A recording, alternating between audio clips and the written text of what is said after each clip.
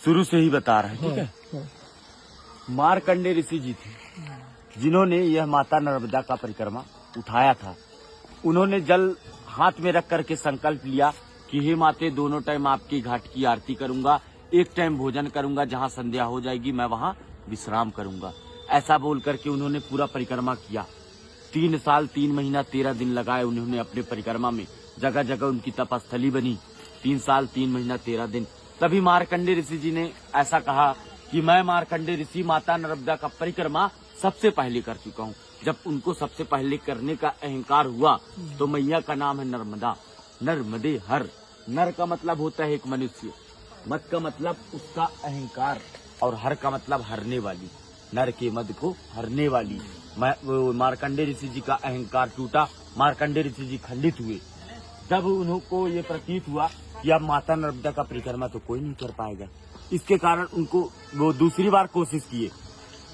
जल लिया हाथ में और बोला, हे मैया, दोनों टाइम आपके घाट की आरती करूंगा, एक टाइम भोजन करूंगा, और जो मुझसे इतनी बड़ी भूल हुई, इतनी बड़ी गलती हुई, मेरा जो अहंकार था, उसके प्रायश्चित के लिए आपके दोनों तटों में हजारों नदी नालों का संगम है, मैं किसी भी नदी नालों को नहीं छोड़ूंगा। उन्होंने सभी का परिक्रमा किया, किसी नदी नालों को नहीं छोड़ा।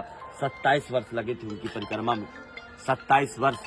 और मार्कंडेय ऋषि जी का यही कहना था कि जैसे हिमालय में जाते थे महिलाएं मोक्ष की प्राप्ति के लिए, ये नर्मदा परिक्रमा में ही एक मोक्ष है। 2 मिनट आ रहा हूँ बस। मोक्ष का मतलब होता है किसी जीव के जन्म और मरण के बंधन से छूट जाना, ये मोक्ष का अर्थ है। इसीलिए परिक्रमा करते हैं। बोलिए नर्मदे हर। एक मिनट सुनिएगा, ये मैया जो है अमरकंठ पे जन्म ली है, शिव के कंठ से उत्पन्न हुई थी। वो रेवा कुंड स्थान है, वहाँ से मैया गुप्त रोड यहाँ आती थी। कहाँ? माइकी बगीचा पे।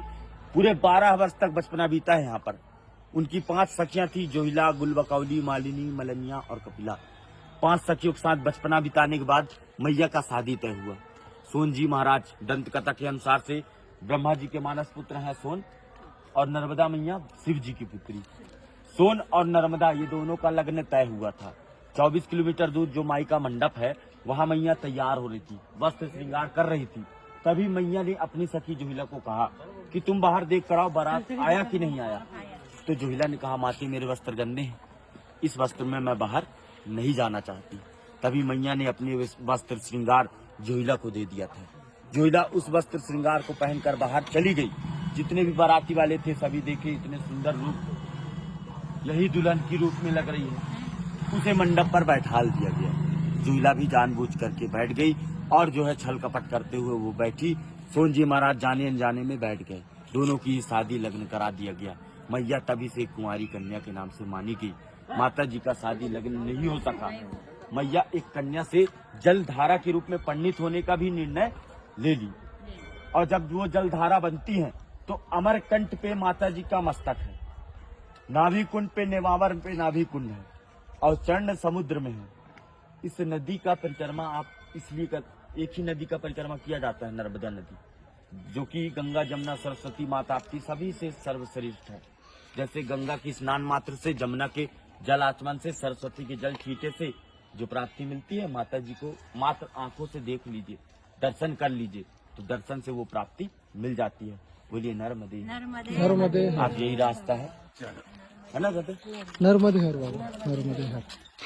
बढ़िया, आपको अच्छा लगा? बहुत बहुत। बाबाजींनी आपल्याला ऐसा दीजिएगा कि हम देख लीजिए। नर्मदे हर। बाबाजींनी आपल्याला खूप छान माहिती दिली, जी आपल्याला माहित सुद्धा नव्हती। तर सगळ्यांनी एकदा म्हणूया, नर्मदे हर हर। जय हो मैया, आपका अच्छे से पार लगे, घर द्वार में कभी परेशानी ना आए। नर्मदे। नर्मदे।